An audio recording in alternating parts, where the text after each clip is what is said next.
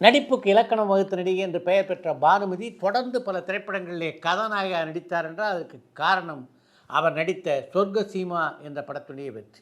அந்த படத்தில் அவரை நடிக்க ஒப்புக்கொள்ள வைப்பதற்கு அந்த படத்தினுடைய இயக்குனரான PN ரெட்டி பட்ட பாடு இருக்க அது கொஞ்ச நஞ்சம் இல்லை அப்படின்னு தான் சொல்லணும். திருமணத்துக்கு பின்னாலே திரைப்படங்களிலும் நடிக்கக்கூடாது, பாடல் கச்சேரியும் செய்யக்கூடாது என்ற நிபந்தனையோடு தான் பானுமதியை கைப்பிடித்தார் அவரது காதல் கணவரான ராமகிருஷ்ணா. அதற்கு பின்னாலே நடிப்பதற்காக பானுமதியை தேடி பல வாய்ப்புகள் வந்தன. ஆனால் அதில் எந்த வாய்ப்பையும் பானுமதி ஏற்றுக்கொள்ளவில்லை. அப்படிப்பட்ட சூழ்நிலையில் தான் சொர்க்க சீமா என்ற படத்திலே கதாநாயகன் நடிப்பதற்காக பானுமதியை அணுகினார் BN ரெட்டி. அவர் கேட்டபோது முடியாது அப்படின்னு ஒற்றை வரியிலே பதில் சொன்னார் பானுமதி. ஆனால் BN ரெட்டி அவ்வளவு எளிதிலே பானுமதியை விடுவதாக இல்லை. தொடர்ந்து அந்த படத்திலே கதாநாயகன் நடிக்க வேண்டும் என்று அவரை வற்புறுத்தியபடி இருந்தார். அதுக்கு முக்கியமான காரணம் என்னென்னா, சொர்க்க சீமா படத்தினுடைய கதாநாயகி பாத்திரம் இருக்க அது ஒரு நாடக நடிகையினுடைய பாத்திரம். ஒரு இளம் நாடக நடிகையாக நடிப்பதற்கு அந்த காலகட்டத்தில் சரியான நடிகைகள் இல்லை அப்படின்றதுனால பானுமதி அந்த கதாபாத்திரத்தை நடித்தாதான் நல்லாயிருக்கும் அப்படின்னு BN ரெட்டி முழுவதுமாக நம்பினார். பானுமதியை பொறுத்த வரைக்கும் தன்னுடைய கணவருடைய அனுமதி இல்லாமல் நிச்சயமாக பானுமதி நடிக்க மாட்டார் அப்படின்னு BN ரெட்டிக்கு தெரிஞ்ச உடனே அவர் கணவரிடம் பேசி அனுமதி வாங்குவது என்று முடிவெடுத்தார் BN ரெட்டி.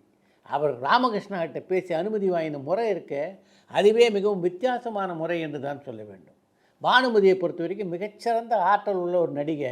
அப்படிப்பட்ட ஒரு நடிகையை நீ வீட்டுக்குள்ளே பொத்தி பொத்தி வச்சுருக்கிறது எந்த விதத்தில் நியாயம்?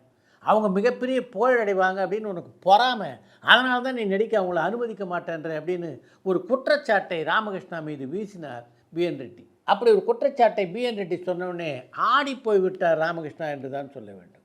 அடுத்து பானுமதியை தேடி வந்தவர், உனக்கு படத்தில் நடிக்கணும்னு ஆசை இருக்கா என்று பானுமதியை பார்த்து கேட்டார்.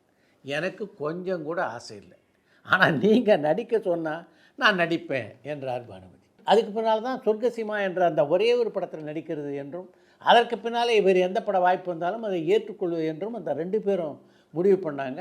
ஆனால் அவருடைய முடிவை மாற்றியது சொர்க்க சீமா படத்தினுடைய பிரம்மாண்டமான வெற்றி. அந்த படத்துடைய வெற்றிக்கு பின்னாலே தொடர்ந்து பல படங்கள் நடிக்கின்ற வாய்ப்புகள் பானுமதிக்கு வந்தன. அந்த காலகட்டத்திலே பானுமதி ராமகிருஷ்ணா தம்பதிகளுக்கு பரணி அப்படின்னு ஒரு பையன் பிறந்திருந்ததுனால அவருடைய எதிர்காலத்தை மனதிலே வைத்துக்கொண்டு படங்களில் நடிக்கணும்னு முடிவு செய்தாங்க அந்த தம்பதியினர். அதன் காரணமாகத்தான் பானுமதியை பலவிதமான கதாபாத்திரங்களை பார்க்கக்கூடிய வாய்ப்பு நமக்கு கிடைத்தது.